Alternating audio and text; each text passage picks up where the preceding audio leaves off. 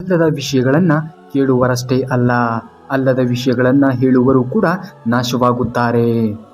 ಶಕುನಿಯ ಮಾತು ಕೇಳಿ ಕೇವಲ ದುರ್ಯೋಧನನಷ್ಟೇ ನಾಶವಾಗಲಿಲ್ಲ, ಇಡೀ ಕೌರವ ಕುಲದ ಜೊತೆಗೆ ಶಕುನಿಯೂ ಕೂಡ ನಾಶವಾದ. ಯಾವತ್ತೂ ಶಕುನಿಯ ರೀತಿಯಲ್ಲಿ ಕೆಲಸವನ್ನು ಮಾಡಬೇಡಿ.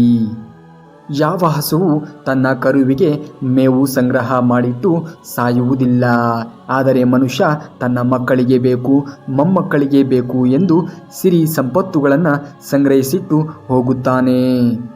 ಇದರಿಂದ ಒಂದು ಕಠೋರವಾಗಿರುವಂತಹ ಸತ್ಯ ತಿಳಿಯುತ್ತದೆ. ದೇವರ ಮೇಲೆ ಪ್ರಾಣಿಗಳಿಗೆ ಇರುವಷ್ಟು ನಂಬಿಕೆ ಮನುಷ್ಯರಿಗೆ ಇಲ್ಲ ಎಂದು.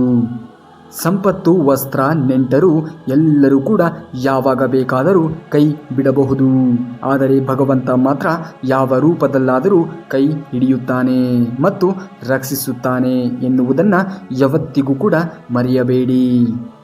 ಜೀವನದಲ್ಲಿ ನೆಮ್ಮದಿ ಆಗಿರಬೇಕಾ ಎಂದರೆ ನಾವು ಇನ್ನೊಬ್ಬರ ವಿಷಯಕ್ಕೆ ಅನವಶ್ಯಕವಾಗಿ ಕಿವಿಯನ್ನು ಕೊಡಬಾರದು. ಮತ್ತೊಬ್ಬರು ತಮ್ಮ ಬಗ್ಗೆ ಏನೇ ಮಾತನಾಡಿದರೂ ಕೂಡ ತಲೆ ಕೆಡಿಸಿಕೊಳ್ಳಬಾರದು. ನಮ್ಮ ಪಾಡಿಗೆ ನಾವಿದ್ದು ನಮ್ಮ ಜೀವನವನ್ನು ನಾವೇ ನಡೆಸಬೇಕು ಮತ್ತು ನಮ್ಮ ಕಾರ್ಯಚಟುವಟಿಕೆಗಳಲ್ಲಿ ನಾವು ಗಮನವನ್ನು ಹರಿಸಬೇಕು. ಆಗ ಮಾತ್ರ ಯಶಸ್ವಿ ಜೀವನ ನಿಮ್ಮದಾಗುತ್ತದೆ. ನಾನು ಇಲ್ಲದಿರುವಾಗಲೂ ಕೂಡ ಪ್ರಪಂಚವಿತ್ತು, ನಾನು ಬಂದು ಹೋದ ಮೇಲೂ ಕೂಡ ಈ ಪ್ರಪಂಚ ಎನ್ನುವುದು ಇದ್ದೇ ಇರುತ್ತದೆ ಎನ್ನುವಂತಹ ಸತ್ಯವನ್ನು ಅರಿತರೆ ಅವರು ಯಾವತ್ತಿಗೂ ಕೂಡ ಅಹಂಕಾರ ಪಡುವುದಿಲ್ಲ. ಈ ಜಗತ್ತಿನಲ್ಲಿ ಕಾಯುವನು ಮೇಲಿರುವನು. ಹೌದು, ಈ ಮಾತು ಸತ್ಯ. ಆದರೆ ನೀವು ನಿಮಗೆ ಕಾಯುವಂತೆ ಬದುಕಿ ಬಾಳಿದರೆ ಮಾತ್ರ ಕಾಯುವನು ನಿಮ್ಮನ್ನು ಕಾಯುತ್ತಾನೆ. ಎಲ್ಲಿ ನಿನ್ನ ಅಗೌರವದಿಂದ ನೋಡುತ್ತಾರೆಯೋ ಅಲ್ಲಿ ಅರೆ ಕ್ಷಣವೂ ಕೂಡ ನಿಲ್ಲಬೇಡ.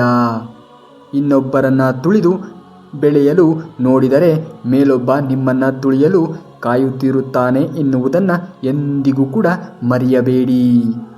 ತುಂಬ ಯೋಚಿಸಬೇಡಿ. ನಿಮ್ಮ ಈ ಜೀವನದ ಬಗ್ಗೆ ನಾನು ಯೋಚನೆಯನ್ನು ಮಾಡಿಯೇ ನೀಡಿರುವೆನು ಎಂದು ಆ ಭಗವಂತನು ಹೇಳುವನು.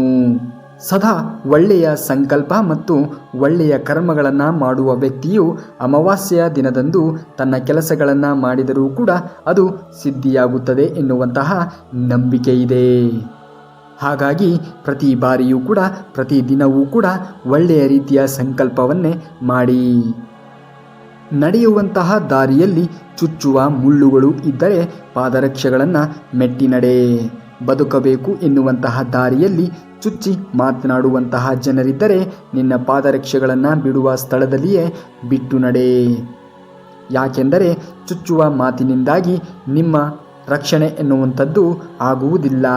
ಅದನ್ನು ಬಿಟ್ಟು ನಡೆದಾಗಲೇ ನಿಮ್ಮ ರಕ್ಷಣೆ ಜೊತೆಗೆ ನೀವು ಬೆಳೆಯಲು ಸಹಕಾರಿಯಾಗುತ್ತದೆ. ಹಾಗಾಗಿ ಯಾರೋ ಏನೋ ಅಂದರು ಎಂದು ನಿಮ್ಮ ತಲೆಯನ್ನು ಕೆಡಿಸಿಕೊಳ್ಳಬೇಡಿ. ನಿಮ್ಮ ಕಾರ್ಯಗಳಲ್ಲಿ ನಿಮ್ಮ ಗಮನವನ್ನು ಹರಿಸಿ. ಆಗ ನಿಮ್ಮ ಯಶಸ್ಸು ಖಂಡಿತವಾಗಿಯೂ ಕೂಡ ಸಿಗುತ್ತದೆ. ಮನುಷ್ಯನಿಗೆ ಕುಡಿಯಲು ಶುದ್ಧವಾಗಿರುವಂತಹ ನೀರು ಬೇಕು, ಶುದ್ಧವಾದಂತಹ ಗಾಳಿಯೂ ಕೂಡ ಬೇಕು, ಹೊಟ್ಟೆಗೆ ಶುದ್ಧವಾಗಿರುವಂತಹ ಆಹಾರ ಕೂಡ ಬೇಕು. ತಾನು ಜೀವಿಸಲು ಶುದ್ಧವಾಗಿರುವಂತಹ ಪರಿಸರವನ್ನು ಬಯಸುವಂತಹ ವ್ಯಕ್ತಿಯು ತಾನು ಮಾತ್ರ ಶುದ್ಧವಾಗಿರಲು ಯಾವತ್ತಿಗೂ ಕೂಡ ಪ್ರಯತ್ನಿಸುವುದಿಲ್ಲ. ಇನ್ನು ಇದೇ ರೀತಿಯಾಗಿರುವಂತಹ ಮಾಹಿತಿಗಳಿಗಾಗಿ ತಪ್ಪದೇ ನಮ್ಮ ಚಾನಲ್ನ ಸಬ್ಸ್ಕ್ರೈಬ್ ಮಾಡ್ಕೊಳ್ಳಿ. ಮುಂದಿನ ವಿಡಿಯೋದಲ್ಲಿ ಸಿಗುವವರೆಗೂ ಧನ್ಯವಾದ. ಕರುನಾಡಿಗೆ. ತಪ್ಪದೇ ಈ ವಿಡಿಯೋಗೆ ಒಂದು ಲೈಕನ್ನು ಮಾಡಿ.